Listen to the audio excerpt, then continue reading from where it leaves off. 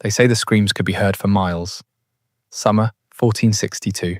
You're an Ottoman soldier in the most powerful army on earth. You've conquered Constantinople. You've toppled empires. You're marching into a tiny principality called Wallachia to crush a rebel prince. It should take weeks, maybe days. Then you smell it.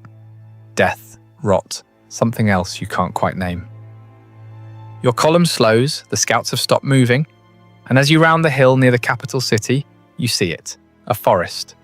But the trees, they're not trees, they're human beings, 20,000 of them, your brothers, your comrades.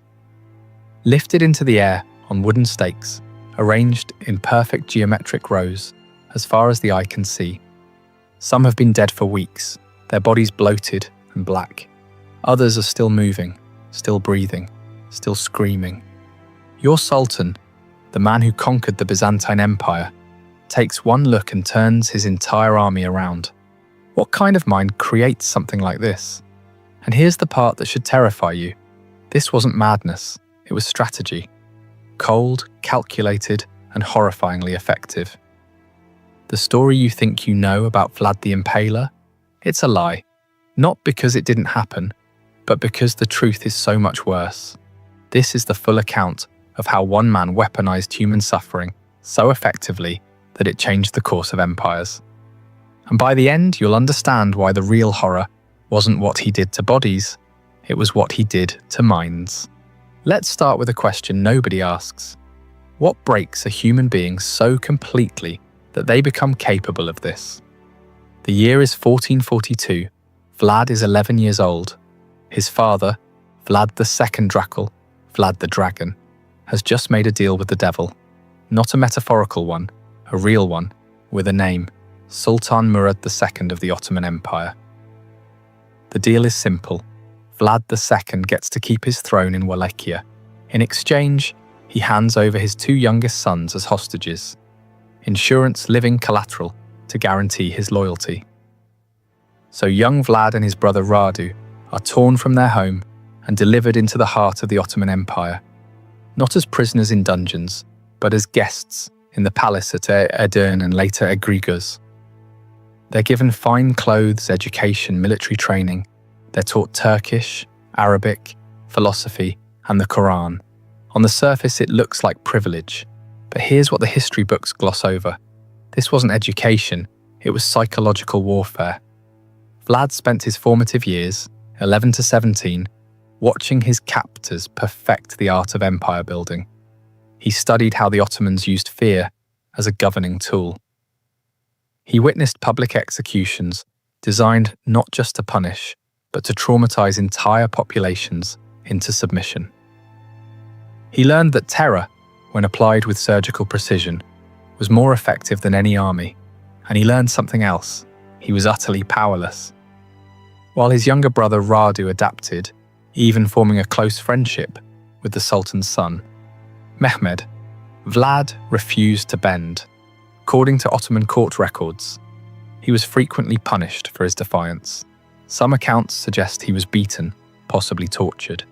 The exact details are lost to history, but what's certain is this: something fundamental broke inside him during those years. Or perhaps more accurately, something crystallized.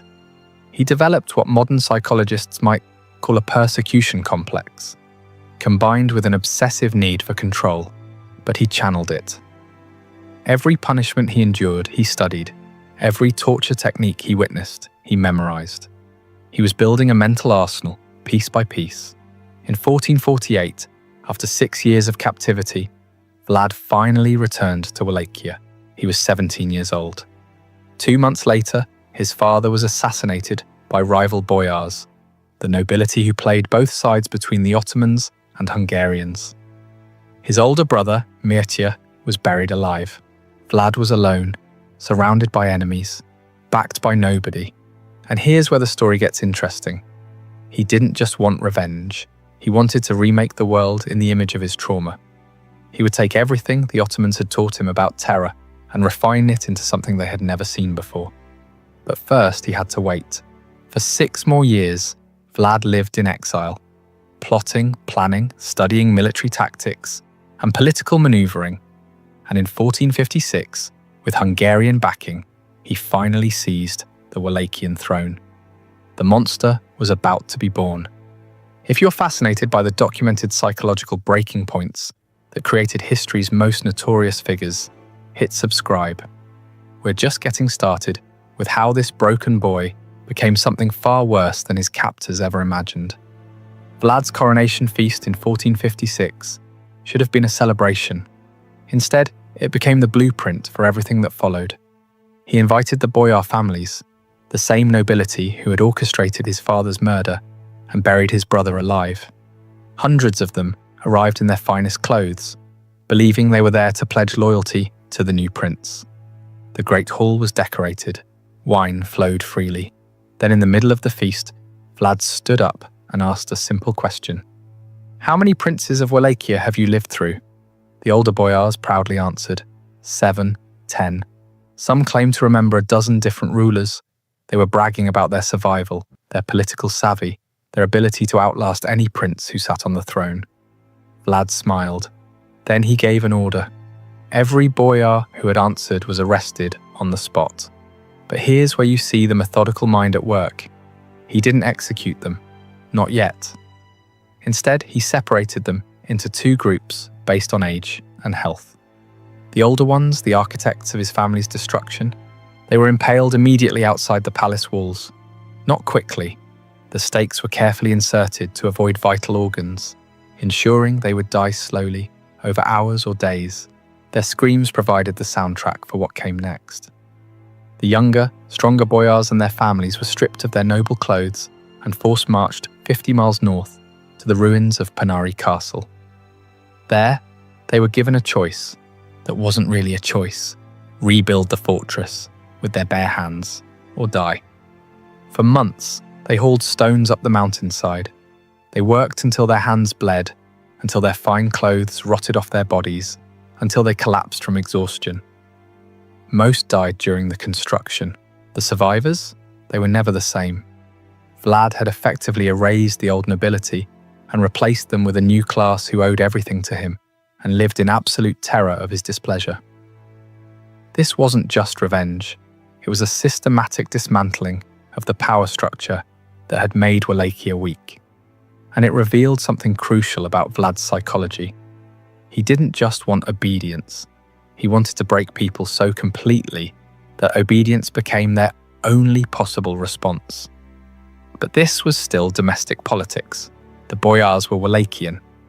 What Vlad did next would send shockwaves across empires. In 1459, Sultan Mehmed II, yes, the same Mehmed, who had been Vlad's childhood companion, sent envoys to Wallachia, demanding the annual tribute that Vlad's father had agreed to pay. The demand came with an additional insult. Vlad was to present himself personally in Constantinople to renew his oath of vassalage. The envoys arrived expecting the usual political theatre. Perhaps some negotiation, maybe a counteroffer. What they got was a preview of hell. When they entered Vlad's court and refused to remove their turbans, a genuine religious custom in Ottoman protocol, Vlad asked them to explain their tradition. They did, probably relieved that he seemed interested in understanding rather than offended. Vlad nodded thoughtfully. Then he said something that must have frozen their blood. "I respect a man who honors his faith so completely. Let me help you honor it forever." He ordered his guards to nail the turbans directly to their skulls. Think about the precision of that cruelty. He didn't kill them.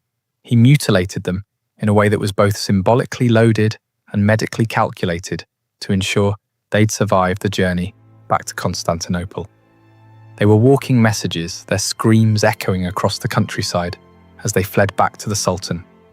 When Mehmed received his envoys, these men he'd sent in good faith, now permanently disfigured and driven half-mad by pain, he understood immediately.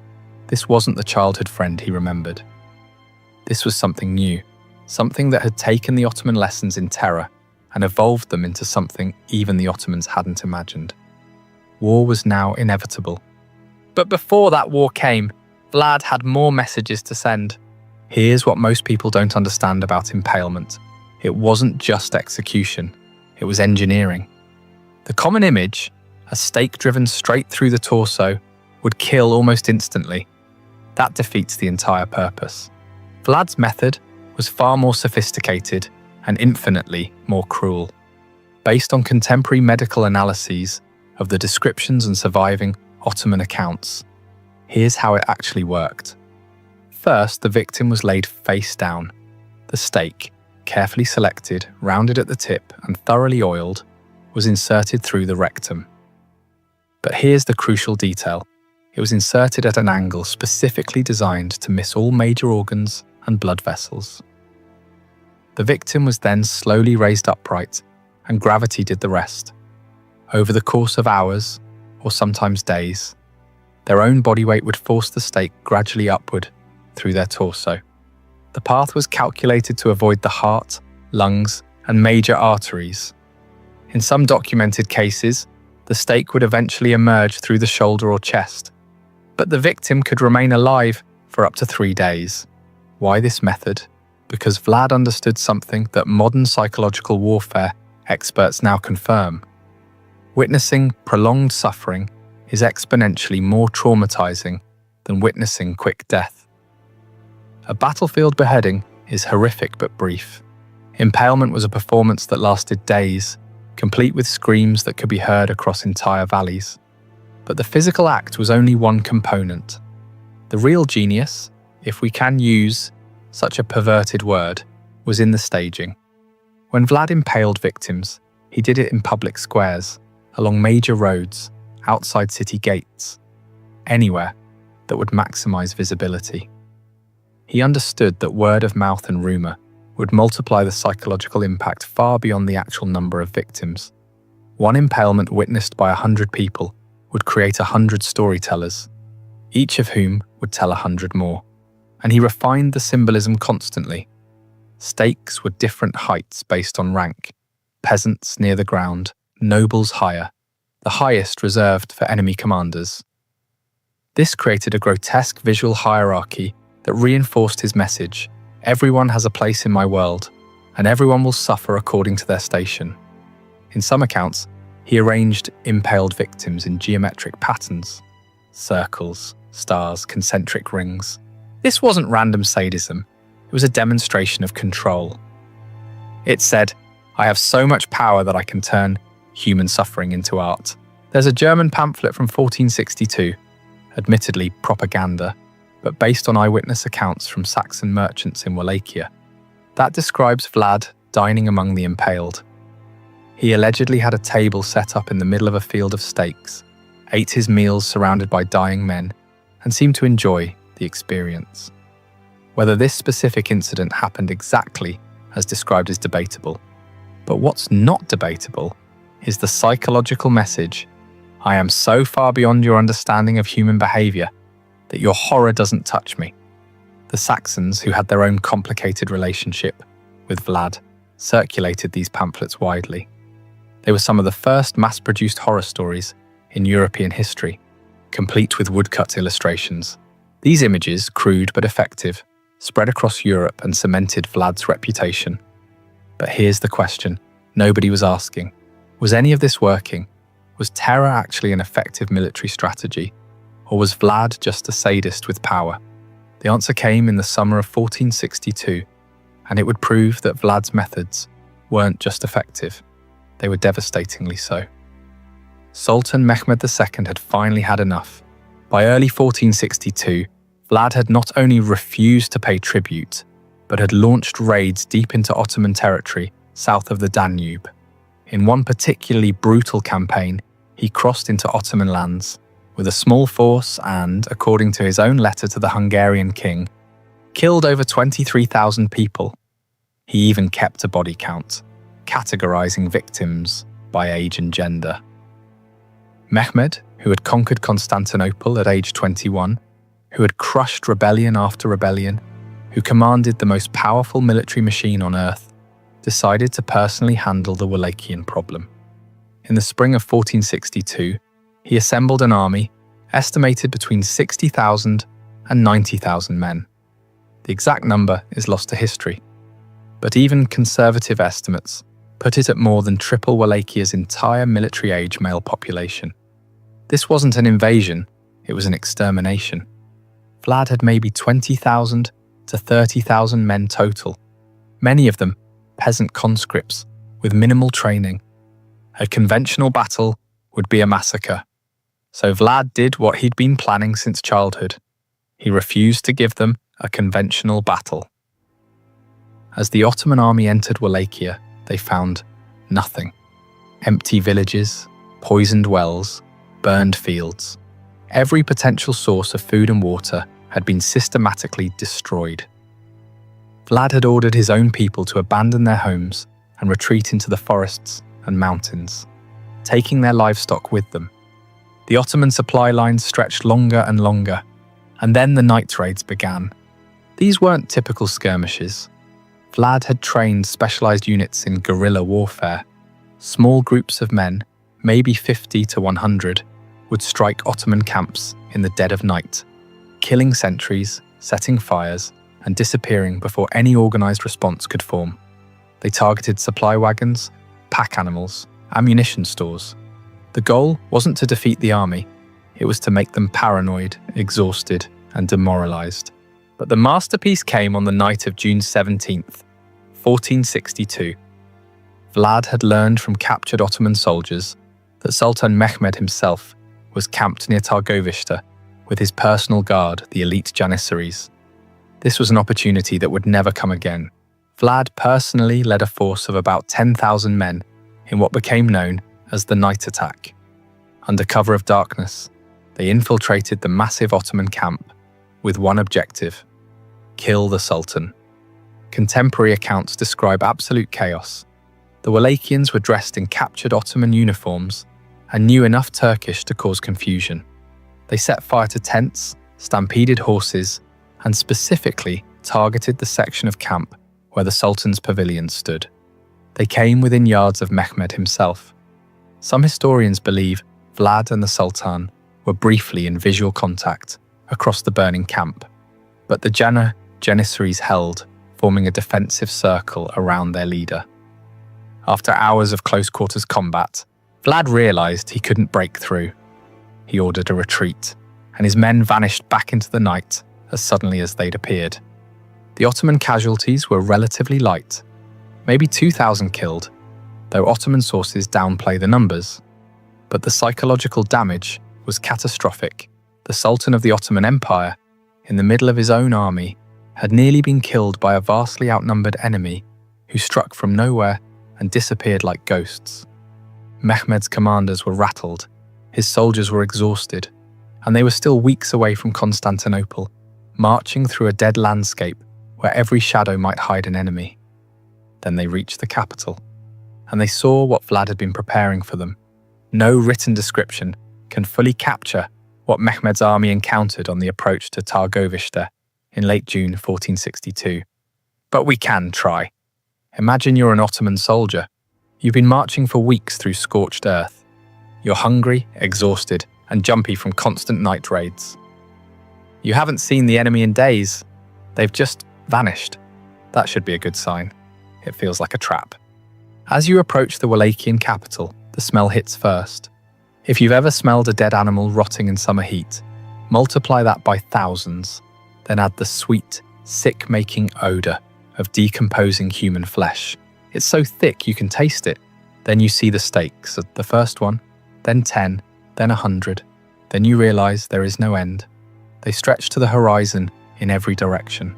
Contemporary accounts say the field of impaled bodies extended for nearly 2 miles in length and over half a mile in width. Modern historians debate the exact number.